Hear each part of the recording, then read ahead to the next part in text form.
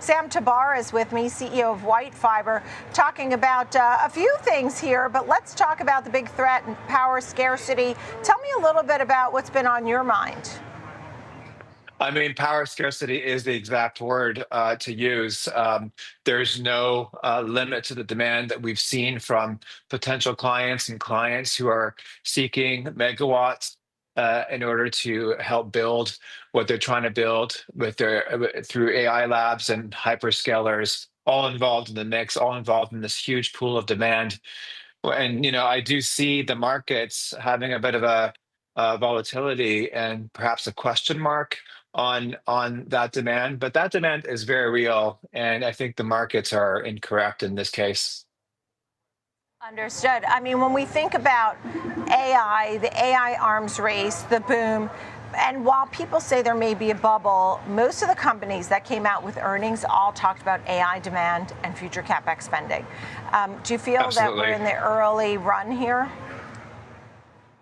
Without a doubt, we are in the early run. There's the demand that we're seeing from dozens of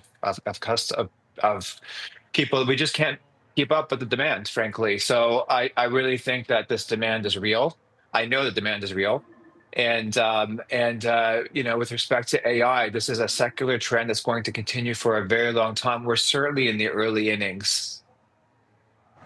When I think about the power part of the story, often we were thinking that people run out of money. Now they're just sort of passing around. I don't know if it's, sort of theoretical money or whatever it is.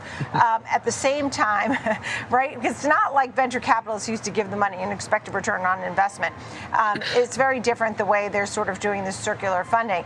But we thought that how much the next level of AI would cost billions and billions and all this.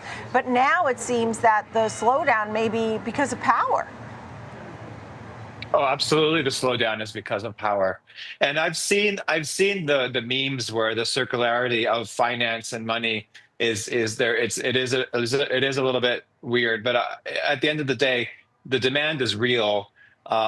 Artificial intelligence is going to pervade our society from head to toe, and so this is a long-term trend.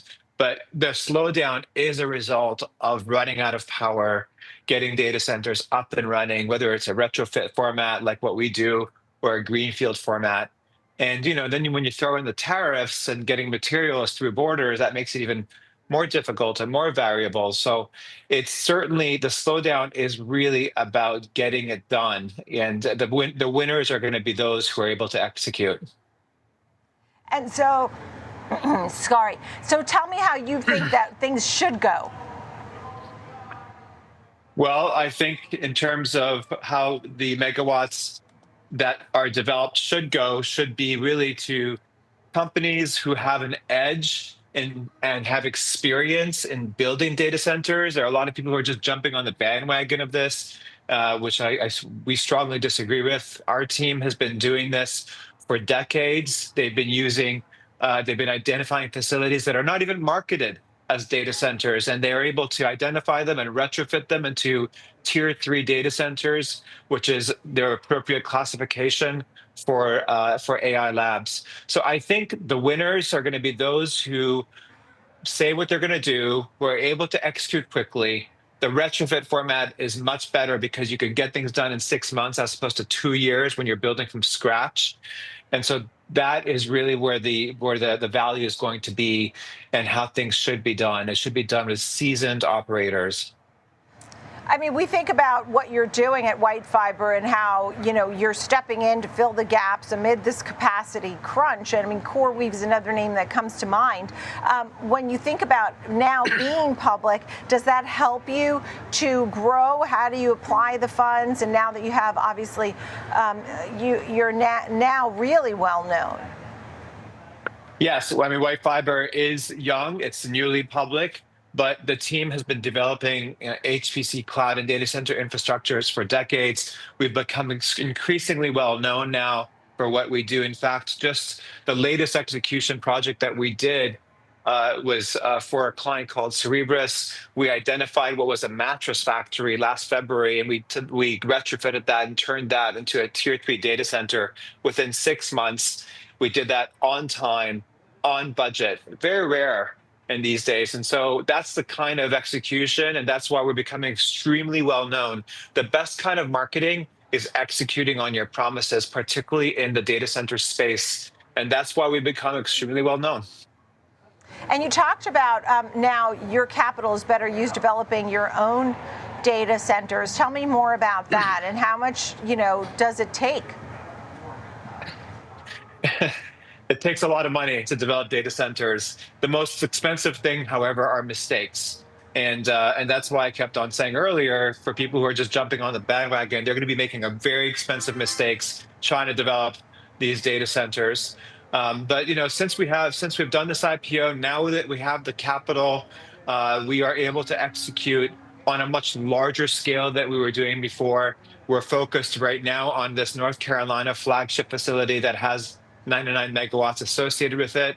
We're speaking to various parties. We're in fact about to close on one of two of the clients who are looking to develop on that particular flagship facility in North Carolina. So it's been really great stuff. All our problems are our first world, first class problems, but there's still problems nonetheless. Yeah, and I know you have partnerships with Dell, and so you mentioned Cerebras, Supermicro, HP, and Nvidia. In fact, all those Nvidia GPUs deployed. Tell me more about that.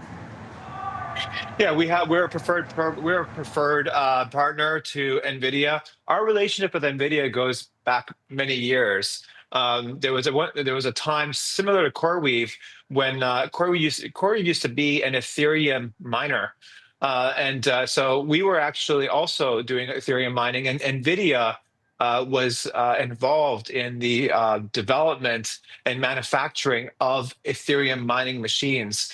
And that goes way back many years ago. So we've had that relationship with NVIDIA for a long time. And then we've developed our own cloud business. NVIDIA was in the center of all that. So we were able to have a really friendly and warm conversation with NVIDIA, given the history between both companies. And then we've become one of their preferred partners of their preferred partner program. So yeah, we've been very happy. Our relationship with NVIDIA has done very well for us. And after your quarterly report that came out yesterday, tell me a little bit about that. I know you posted a loss. Revenue has been on the rise. How did you feel about the latest quarter and the outlook? Well, our expenses were mostly based on one-off expenses with respect to the IPO, but also we've developed a tech stack in which will help our cloud business. So we're trying to position our cloud business as performant and not just compete on price. And in order to do that, you need to invest a lot of money on software engineers. Software engineers these days are not cheap.